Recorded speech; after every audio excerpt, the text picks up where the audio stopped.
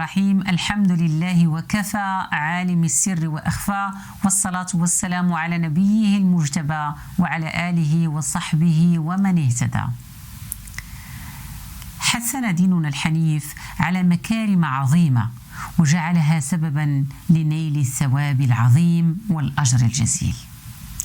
فعن أبي هريرة رضي الله عنه أنه قال: يا رسول الله، أخبرني بشيء إذا عملت به دخلت الجنة.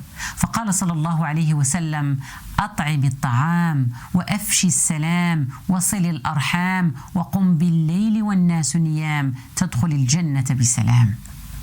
فالله سبحانه وتعالى عظم شأن صلة الرحم. عن عائشة رضي الله عنها عن النبي صلى الله عليه وسلم قال: الرحم معلقة بالعرش تقول من وصلني وصله الله ومن قطعني قطعه الله. قطيعة الأرحام راها من الكبائر. تقول الرسول عليه الصلاة والسلام: لا يدخل الجنة قاطع. صلة الأرحام من الواجبات. وشكون هما الأرحام؟ الأرحام هما الأقارب، بحال الخالات والعمات ولادهم والأخوال والأعمام ولادهم. ولنحذر من أن نقول فلان أذاني ما نمشيش عنده، فلان ما جاش عندي ما نمشيش عنده. هذا راه قطع للأرحام.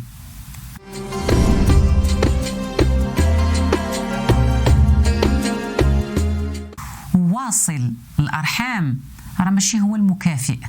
صلة الرحم كتعني أننا نصل من قطعنا ونحسن إلى من أساء إلينا ونحلم على من جهل علينا، لأن واصل الرحم التي تصله لا يسمى واصلا لها، إنما هو مكافئ.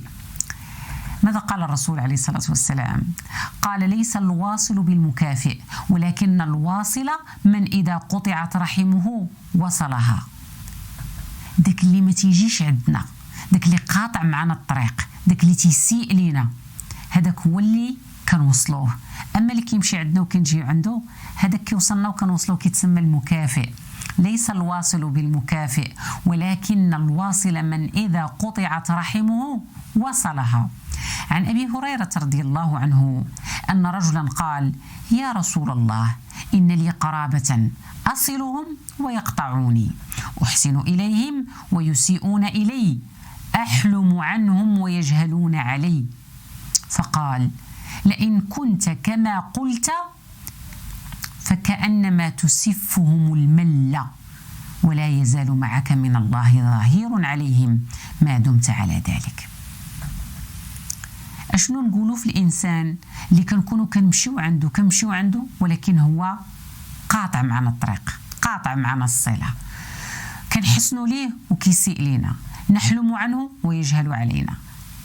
هذا قال فيه الرسول عليه الصلاة والسلام كما قال للرجل: لئن كنت كما قلت فكأنما تسفهم المل. ما معنى تسفهم المل؟ يعني تطعمهم في أفواههم الرماد الحار. ولا يزال معك من الله ظهير، يعني الله معك سيدفع عنك أذاهم ما دمت على ذلك، يعني ما دمت تصلهم. راه صلة الرجل للرحم التي لا تصله أفضل من صلته رحمه التي تصله. راه الأفضل أننا نوصله ونصله داك اللي ما كيصلناش، داك اللي قاطع معنا.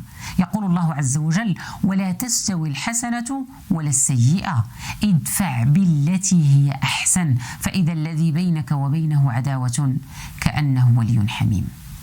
ادفع بالتي هي أحسن، يعني دفع الغضب بالصبر، والجهل بالحلم، والإساءة بالعفو والإحسان. صلة الرحم كنعينوا فيها الأقارب ديالنا عند الحاجة، كنزورهم في الأفراح وفي الوفاة، كنواسيوهم في التعزية. يقول صلى الله عليه وسلم: من كان يؤمن بالله واليوم الآخر فليصل رحمه. ويقدر يكون قطع الأرحام بل وفراق الوالدين لأسباب تتعلق بإرث أو بعطاء، وأحيانا كتكون الأسباب تافهة، فكتنشأ العداوات بين الإخوة الأشقاء وتقطع الصلات، فيحقد الأخ على أخيه وكتمر سنوات حتى إذا بلغته الوفاة حن قلبه وجاء للتعزية، وكله ندم على ما فات.